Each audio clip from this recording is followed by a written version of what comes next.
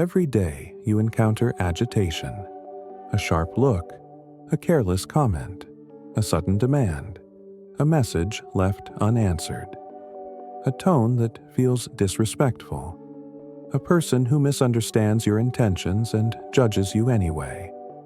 It feels personal.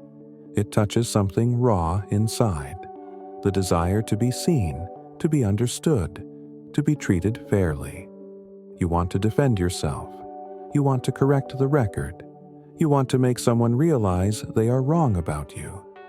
But most arguments begin long before anyone speaks. They begin inside the mind, a spark of irritation, a surge of emotion, a feeling that you must respond. You replay conversations in your head. You imagine what you should have said, what you will say next time. You carry tension in your chest, as though preparing for a battle that never ends.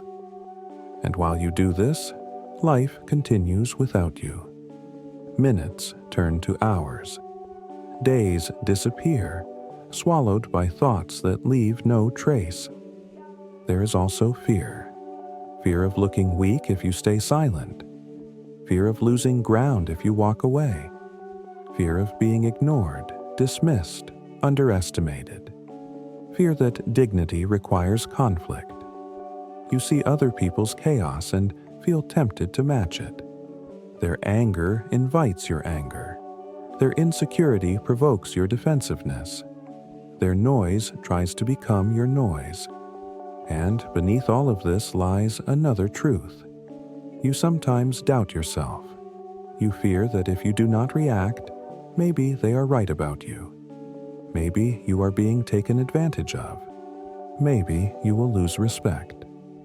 The world trains you to believe that reaction equals strength, that silence equals weakness, that calm equals indifference. But you know the cost. You feel it when you lie awake replaying conversations, when you feel tension in your jaw, your stomach, your breath, when your peace evaporates at the smallest disturbance. You do not want to live at the mercy of other people's moods. You do not want every disagreement to feel like a threat. You want to be firm, but not rigid. You want to care without drowning. And yet you wrestle with the same impulses again and again, because it is human to feel pulled into the noise. It is human to want control. It is human to seek belonging, validation, fairness. What you struggle with is not weakness. It is ordinary human experience, a universal battle that has been fought for thousands of years. And in recognizing this, you take your first step toward something deeper. The realization that you are not alone in these emotions, that confusion, anger, defensiveness, fear of judgment, these are ancient companions of the human mind. You cannot erase them, but you can stop letting them steer your life, the Stoic shift in perspective. A Stoic sees life differently, not colder but clearer, not detached from feeling, but free from being ruled by feeling. Marcus Aurelius wrote, "You have power over your mind, not outside events. Realize this, and you will find strength." A Stoic does not chase control where control cannot exist. They do not spend their life trying to shape the opinions and moods of others. They understand that every person holds their own judgment, their own fears, their own turmoil. Trying to govern another person's emotions is like trying to hold water in your hands. It slips away while exhausting you. The Stoic asks only one question: what belongs to me and what does not? Your thoughts belong to you. Your actions belong to you. Your character belongs to you. The opinions of others do not. Their judgments do not. Their reactions do not. Their chaos does not. When someone lives in anger, you can acknowledge it without adopting it. When someone lives in panic, you can witness it without joining it. When someone lives in bitterness, you can see it as their burden, not your invitation. This is not indifference. This is discipline. A Stoic is present, but not entangled. Kind, but not controlled. Firm, but not harsh. Calm, but not passive. Marcus Aurelius also said, "The soul becomes dyed with the color of its thoughts." Choose carefully what you let stain your inner life. When noise surrounds you, remain as a still lake reflects mountain peaks. When others drown in turmoil, you do not jump in. You extend a hand only if they want to climb out. This is not abandonment. It is wisdom. You do not steal someone's chance to grow by absorbing their chaos for them. And so the question becomes, what would life feel like if you stopped reacting to every ripple around you? What if your peace did not depend on external behavior, but on internal resolve? You are not responsible for the storms others choose to stand in. You are responsible only for how you stand. Practical Stoic exercises. Philosophy becomes real only through practice. Understanding is not enough. The mind must be trained like muscle, breath, or patience. When chaos calls you, try this. 1. Pause before responding. When someone provokes you, pause. Breathe once, slowly. Feel your feet on the ground. Ask yourself, is this worth my peace? Often, silence or a measured response serves better than urgency. 2. Name the emotion. Say internally, this is frustration, or this is fear of judgment, or this is pride. Naming a feeling loosens its grip. It becomes something you witness rather than something you are. 3. Separate fact from story. When your mind spins, ask, what happened? What am I imagining? What am I adding? Most suffering grows not from reality, but from the stories we build around it. 4. Practice the inner citadel. Imagine your mind as a quiet, fortified place. Only what you permit may enter. Thoughts knocking at the door do not enter unless invited. Some visitors bring calm. Some bring chaos. Choose. 5. Negative visualization. Once a day, picture losing something you take for granted. Health, loved ones, time, comfort. Not to feel fear, but gratitude. When you realize loss is possible, presence becomes precious. 6th, premeditation of difficulty. Begin mornings by preparing for imperfection. Tell yourself, today I may meet ignorance, rudeness, impatience, misunderstanding. This is not cynicism. It is armor made of acceptance. You are not surprised by storms when you expect weather. 7. The evening reflection. Before sleep, ask, what did I do well? Where did I falter? How can I improve tomorrow? Gentle, honest review. No self-punishment. Just clarity. 8. Letting silence win.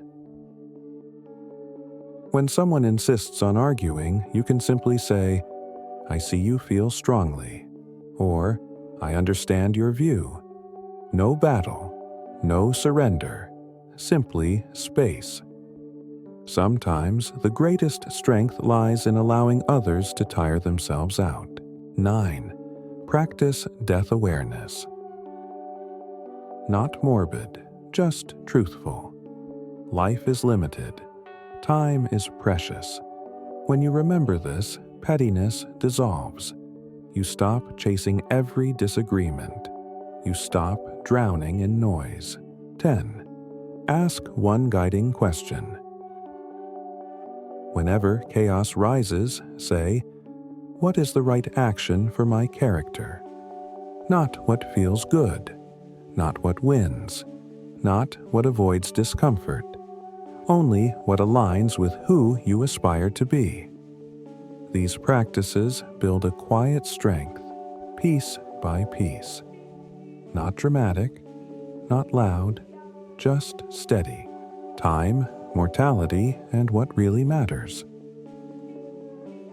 Life is short, though you rarely feel it in the moment. Days feel long while years vanish. Arguments fade. Pride melts. Old fears lose sharpness. The people who tried to pull you into chaos often disappear from your story. And you see, with time, that your peace was always worth more than your ego. Marcus Aurelius wrote, "It is not death that a man should fear, but never beginning to live." You do not have endless days to give your strength to noise. You do not have endless energy to waste proving yourself to people lost in their own storms. Your time is a rare and fleeting gift. Spend it on what nourishes your spirit. When you remember you will die, you begin to live differently. You speak more gently. You listen more carefully. You let go more easily. You choose dignity over reaction. You walk away from chaos the way one leaves a burning building. Not in anger, but in clarity. There is tranquility in knowing that everything passes. Not to make you cold, but to make you wise. When you accept impermanence, you stop clinging to moments that do not deserve you.